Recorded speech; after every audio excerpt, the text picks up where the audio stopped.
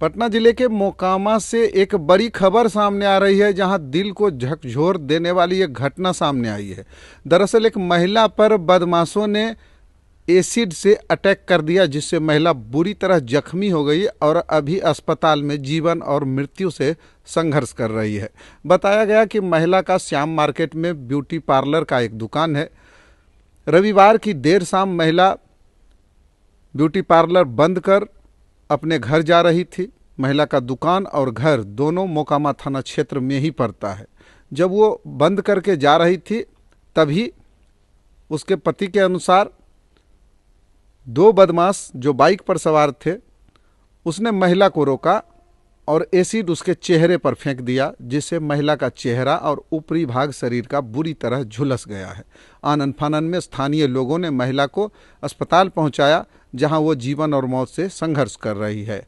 Mokama police CCTV footage के आधार पर अब इस मामले की तफ्तीश में जुटी है कि महिला पर एसिड अटैक करने वाला आखिर था कौन।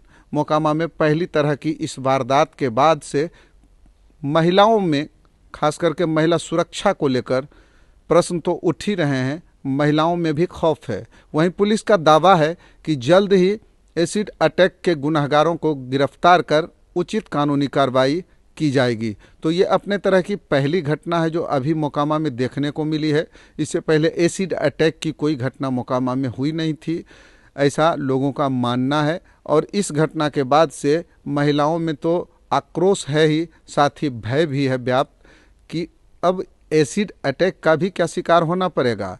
लेकिन पुलिस पूरी तरह से लोगों को ये आश्वस्त करने में जुटी है कि शीघ्र गिरफ्तारी कर इसे सलाखों के पीछे दोषियों को डाला जाए, ताकि महिला खुद को सुरक्षित महसूस कर सके। तो ये बड़ी खबर मोकामा से, जहां महिला पर एसिड अटैक हुआ है और वो अभी जीवन और मौत से संघर्ष कर रही है।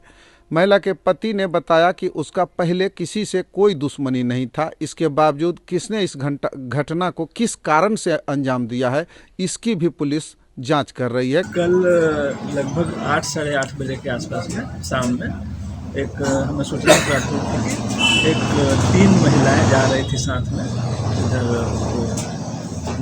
मोकामा थाना अंतर्गत। तो एक बाइक से 2 अज्ञात लोग आए और उनके द्वारा एक एसिड अटैक जैसी उनके ऊपर, एक महिला के ऊपर हमला किया गया। इनके द्वारा बताया गया, जो पीड़िता हैं उनके द्वारा उनके ऊपर जो हमला हुआ था, उनको यहाँ पे प्राथमिकी तौर पे यहाँ चिकित्सा करवाया गया। फिर यहाँ से रेफ़र कर दिया गया पटना में। उनकी स्थिति अभी सामान्य है, मतलब वो चूँकि एसिड जो था वो डाइल्यूटेड था, कंसनट्रेटेड नहीं था, तो माइल्ड इंजरी है, उनका इलाज चल रहा है।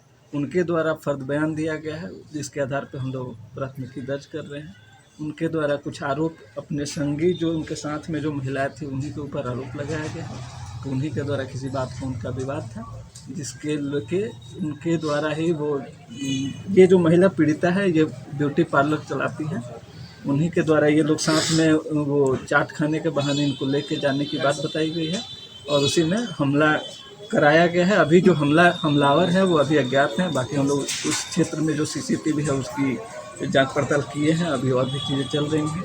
मैनुअल तरीके से भी अभी उसमें कुछ इनपुट हमें मिला है, उसमें कुछ छापेमारी भी की गई है और भी आगे अनुसंधान जारी है। गिरफ्तारी कोई अभी गिरफ्तारी संदिग्ध के रूप में हम लोग कुछ लाए हुए हैं। अभी अनुसंधान जैसे पुष्ट होगी फिर गिरफ्तारी भी क्लियर कर देंगे हम लोग। बाकी अनुसंधान चल रहा है, कई सारे बिंदु पर अनुसंधान है, चल रही है। एफएसएल टीम को भी इसमें इन्फॉर्म किया गया है। कुछ चीज़ें हमारे पास सीज हुई है, वो सारी चीज़ें पुष्ट होते ही आप लोग को और ऑथेंटिक सूचना। हमलावर सर कितने थे और क्या? हाँ, बाइक से जो पीड़िता हैं या उनके साथ की जो महिलाएं हैं, उनके द्वारा बताया गया कि एक बाइक पे 2 लोग थे, जो कि ये मुंह ढके हुए थे, तो स्पष्ट पहचान तो अभी नहीं हो पाई है। बाकी एक बाइक पे 2 अज्ञात थे, उन्हीं के द्वारा ये हमला किया गया।